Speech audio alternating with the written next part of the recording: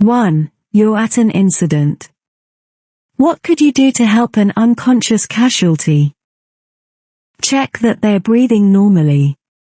Move them to somewhere more comfortable. Splash their face with cool water. Take photographs of the scene. Correct answer. Check that they're breathing normally. Explanation. If a casualty is unconscious, you need to check that they're breathing normally. Look for chest movements, look and listen for breathing, and feel for breath on your cheek. 2. You arrive at an incident. There's no danger from fire or further collisions and the emergency services have been called. What's your first priority when attending to an unconscious motorcyclist? Check whether they have any broken bones. Check whether they have any bruising. Check whether they are bleeding. Check whether they're breathing normally.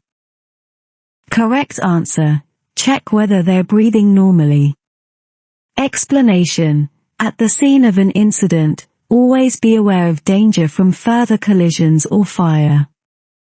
The first priority when dealing with an unconscious person is to ensure they can breathe. This may involve clearing their airway if you can see an obstruction or if they're having difficulty breathing. 3. You're behind this cyclist.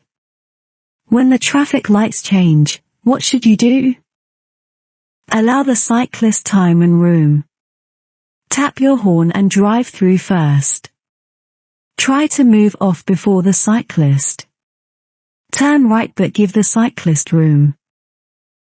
Correct answer. Allow the cyclist time and room. Explanation. Hold back and allow the cyclist to move off.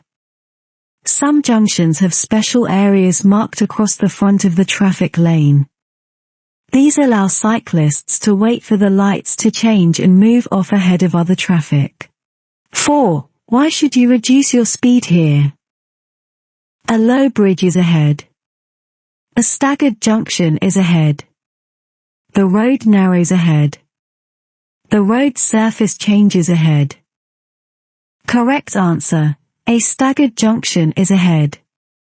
Explanation. Traffic could be turning off or pulling out ahead of you, to the left or right.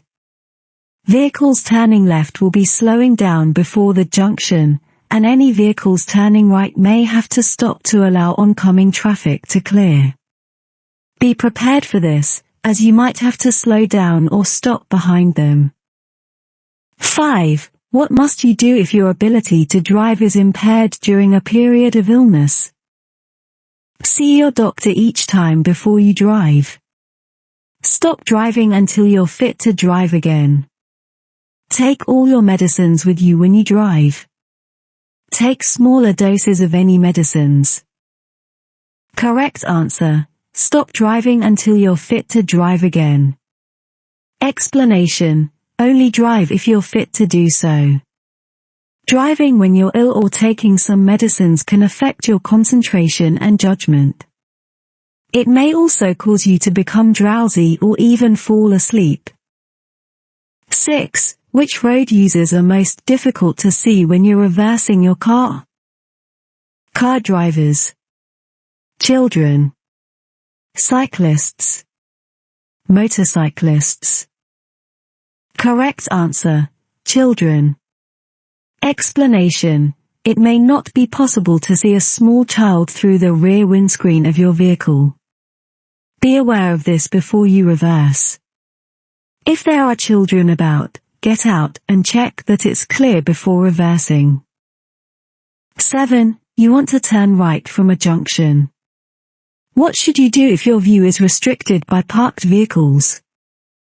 Move out quickly, but be prepared to stop. Sound your horn and pull out if there's no reply. Stop, get out and look along the main road to check. Stop, then move forward slowly until you have a clear view. Correct answer. Stop, then move forward slowly until you have a clear view. Explanation. If you want to turn right from a junction and your view is restricted, stop. Ease forward until you can see something might be approaching. If you don't know, don't go. 8. A single carriageway road has this sign. What's the maximum permitted speed for a car towing a trailer?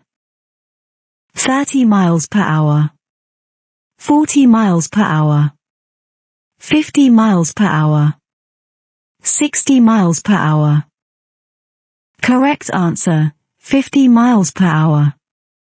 Explanation: when you're towing a trailer, a reduced speed limit also applies on dual carriageways and motorways. These lower speed limits apply to vehicles pulling all sorts of trailers, including caravans and horse boxes. 9. You're driving with your front fog lights switched on. What should you do if the fog has cleared?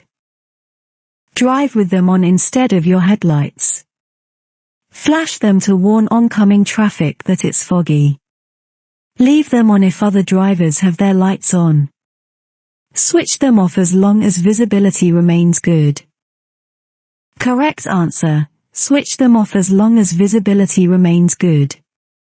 Explanation: switch off your fog lights if the weather improves, but be prepared to use them again if visibility reduces to less than 100 meters, 328 feet.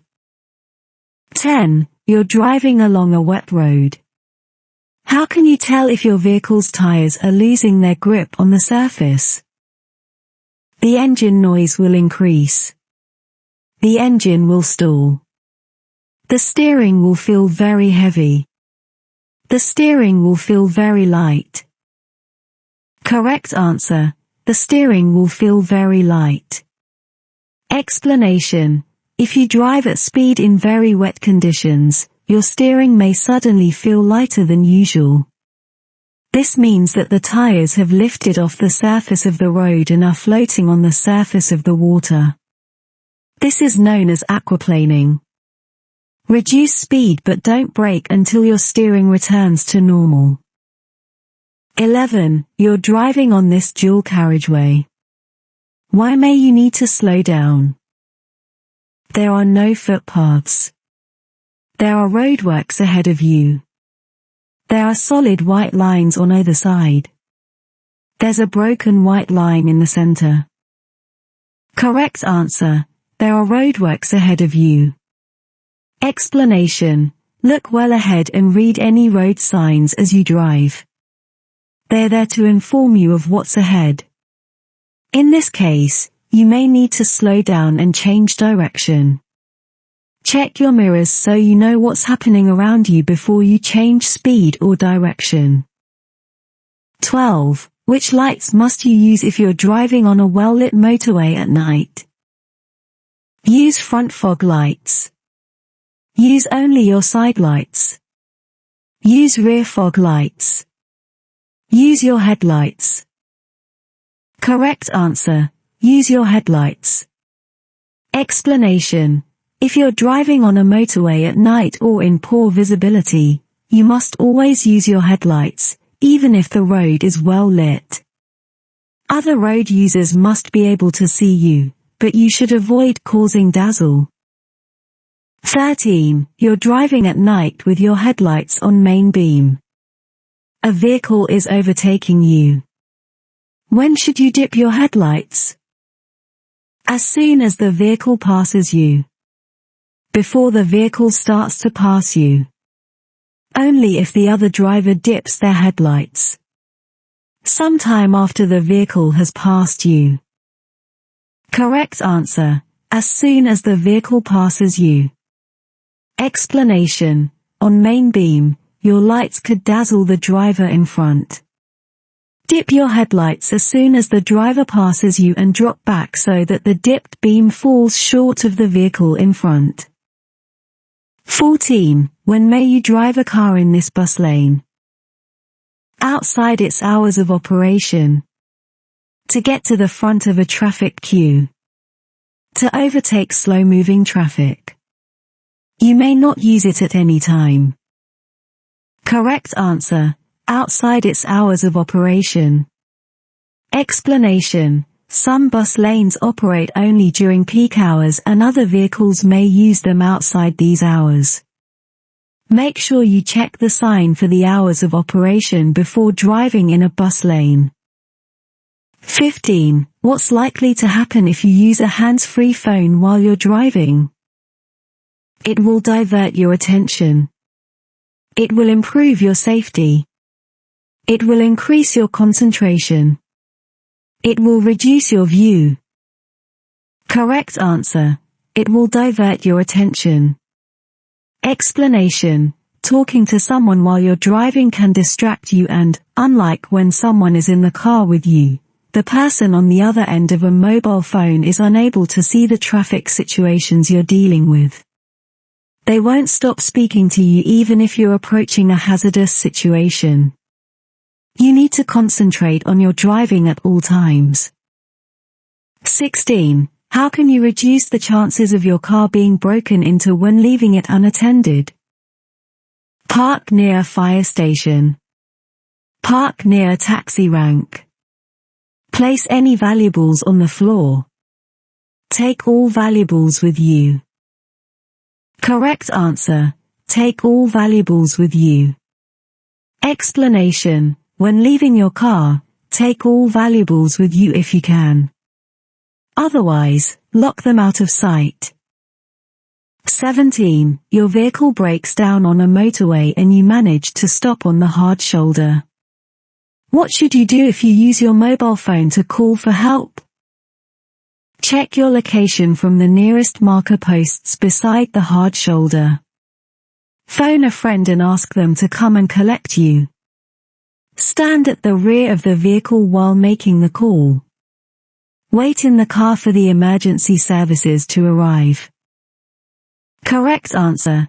Check your location from the nearest marker posts beside the hard shoulder. Explanation. You should use an emergency telephone when you break down on the motorway. Only use your mobile if this isn't possible. The emergency services need to know your exact location so they can reach you as quickly as possible.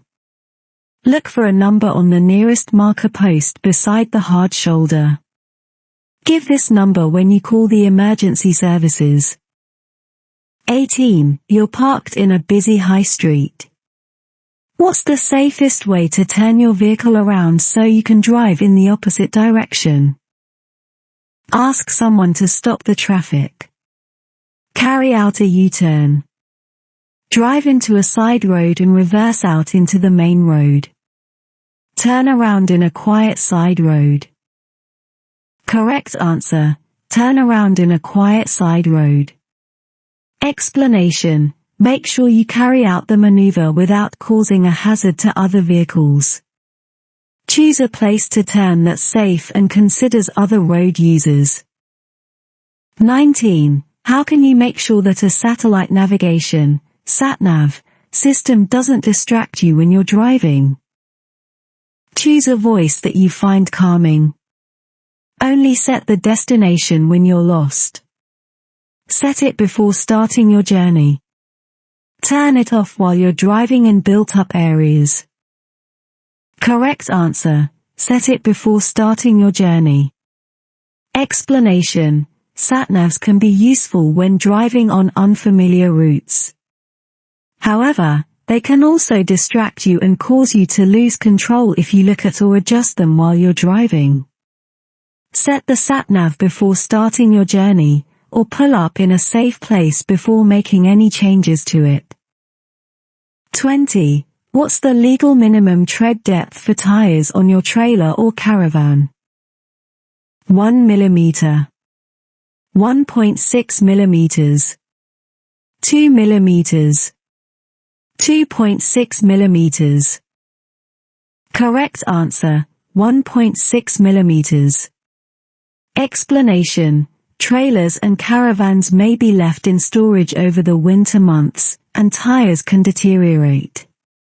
It's important to check their tread depth and also their pressures and general condition.